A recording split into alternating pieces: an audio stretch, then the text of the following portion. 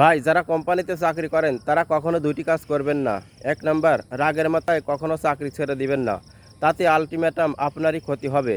এমন সিচুয়েশন যদি হয় তাহলে যে কোনো অজুহাতে ছুটি নিয়ে বাড়ি চলে যান।